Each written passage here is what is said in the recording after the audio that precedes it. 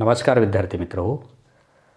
आजच्या पिरियडमध्ये आपल्याला which factors affecting on the chemical reaction याचा विचार करायचा आहे की कधी काही जी काही रिॲक्शन आहेत त्या फास्ट होतात किंवा स्लो होतात, which will be depends upon the which factors, की नेमके त्याच्यावर ही रिॲक्शन फास्ट जी होते किंवा स्लो होते ही नेमके कोणत्या फॅक्टरवर डिपेंड आहे. For example, if you consider the milk is converted into the curd during the period of the winter season, milk is converted into the curd very slowly, but during the period of the summer season milk is converted into the curd fastly.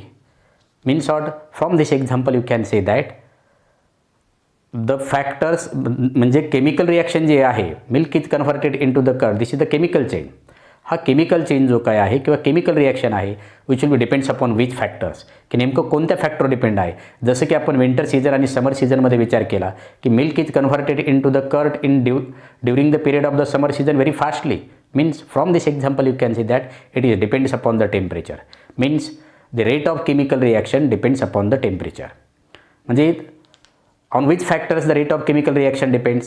The first we consider this is the nature of the reactant, second is the size of the particles of the reactant, third is the concentration of the reactants, fourth is the temperature of the reaction, and fifth is the catalyst. या 5 फॅक्टरवर rate of the chemical reaction depend आहे. Side by side you can explain about the rate of the chemical reaction. The first is the nature of the reactant. Nature of the reactants means what? If we take the reaction takes place between the hydrochloric acid with aluminum and hydrochloric acid react with the zinc. तो दोन्ही metal आहेत, या दोन्ही मेटलवर reaction होत असताना जे काही rate of chemical reaction आहे की कोणती रिॲक्शन फास्ट होते आणि कोणती रिॲक्शन स्लो होते, दोन्हीही मेटल आहेत, दोन्हीच्याही रिॲक्शन HCl बरोबर आहे. म्हणजे रिॲक्शन होत असताना दोन्हींना एक कालावधी सेम लागायला पाहिजे. But between them the reaction between the aluminum and hydrochloric acid is faster than the zinc and hydrochloric acid. That means the rate of reaction depends upon the reactivity of the elements, which is more reactive element between them, where aluminum is the more reactive element between the aluminum and zinc.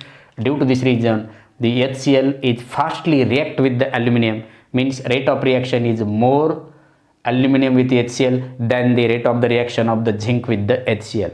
म्हणजे हे या दोन्ही HCl तर दोन्ही बरोबर react होते, पण याच्यामध्ये रिॲक्टिव्हिटी कोणात जास्त आहे? ॲल्युमिनियमची. म्हणून ॲल्युमिनियम बरोबर HClची रिॲक्शन फास्ट होईल. म्हणजे you can say that rate of the reaction depends upon the nature of the reactants, that means reactivity of the metal. Second, size of the particles. If we take the dilute HCl react with the calcium carbonate, but this calcium carbonate is in the form of a powder. एक calcium carbonate आपण पावडरच्या फॉर्ममध्ये घेतलेला आहे आणि another is the small पीसेसच्या फॉर्ममध्ये घेतलेला आहे आपण. Small pieces of the calcium carbonate. The first calcium carbonate means in the form of a powder react with the hydrochloric acid, there is the formation of the calcium chloride, carbon dioxide and water. दोन्हीमध्येही product same आहेत. मग या दोन्हीपैकी reaction जी काही fast होईल ती fast होईल पावडरबरोबर रिॲक्शन HClची फास्ट होईल. Because if the size of the particle of the reactant is very small, then rate of the chemical reaction is fast. तेव्हा त्या केमिकल रिॲक्शनचा रेट काय असेल? फास्ट असेल. मग सबस्टन्स जरी सेम असले पण size of the particle different असल्यामुळे ज्या रिॲक्टंटचे पार्टिकलची साईज स्मॉल असेल, रेट ऑफ रिॲक्शन त्याचं काय असेल? फास्ट असेल. म्हणून you can say that rate of the chemical reaction depends upon the size of the particles. Then third example is the concentration of reactant. If we take the reaction takes place between the calcium carbonate react with the HCl, but between them one is concentrated and another is dilute. Calcium carbonate जर आपण dilute HCl बरोबर react केलं तर त्यावेळेस तयार होणारे product calcium chloride plus carbon dioxide plus H2O, आणि तेच कॉन्सन्ट्रेटेड HCl बरोबर रिॲक्ट जर केले कॅल्शियम कार्बोनेट, तेच प्रॉडक्ट आहेत. मग यापैकी what is difference between them?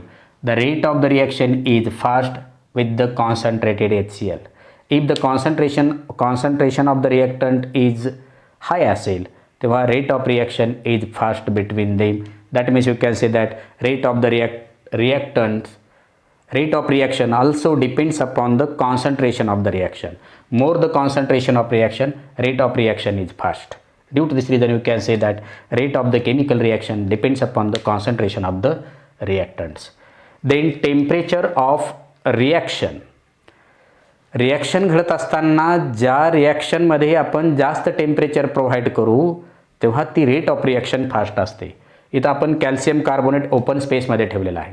Atmospheric जे टेम्परेचर असेल, ॲटमॉस्फेअरचं टेम्परेचर असेल, त्या टेम्परेचरला calcium carbonate is split up into the calcium oxide and carbon dioxide, but this process is very slowly. He process मात्र खूप स्लोली आहे. But when we take the calcium carbonate and provide the heat to the calcium carbonate, at this time calcium carbonate is split up into the calcium oxide and carbon dioxide fastly. He process vigorously होईल आणि vigorously झाल्यामुळे rate of reaction depends upon the temperature of the reaction.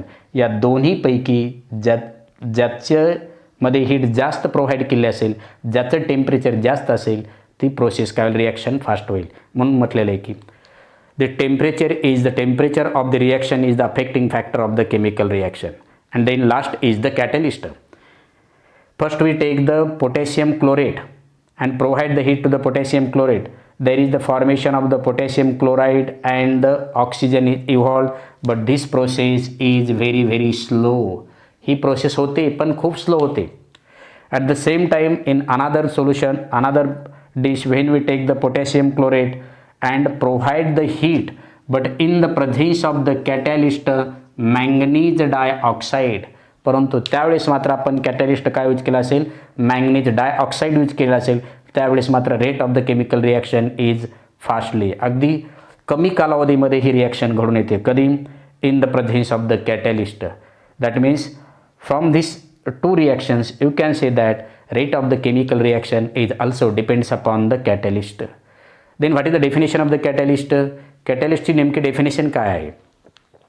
कॅटलिस्टची definition अशी आहे, a substance which present in the chemical reaction actually do not take part in the chemical reaction, but only due to the presence of it, rate of chemical reaction goes on increasing. That type of the substance is known as the catalyst. म्हणजे एखाद्या chemical रिॲक्शनमध्ये जर एखादा substance use केल्यामुळे केवळ rate of chemical reaction increase होत असेल, but actually do not take part in chemical reaction, तेव्हा त्या सबस्टन्सला काय म्हणायचं, कॅटलिस्ट असं म्हणायचं. You can use here magnesium oxide is used as a catalyst.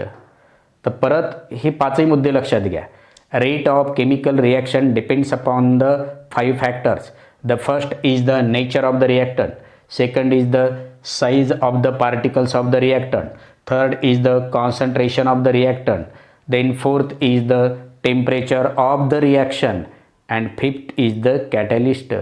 ज्या केमिकल रिॲक्शनमध्ये कॅटलिस्ट यूज केलेला असतो ते ती केमिकल रिॲक्शन काय होते, फास्ट होते. म्हणजे which factors are affecting on the rate of the chemical reaction. असा जर एक्झाममध्ये क्वेश्चन आला तर तुम्हाला हे 5 मुद्दे आठवायला पाहिजेत. First is the nature of the reactant.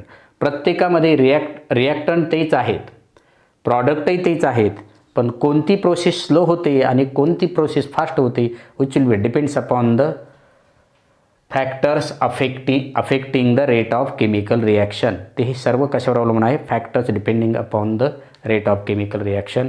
And today stop here.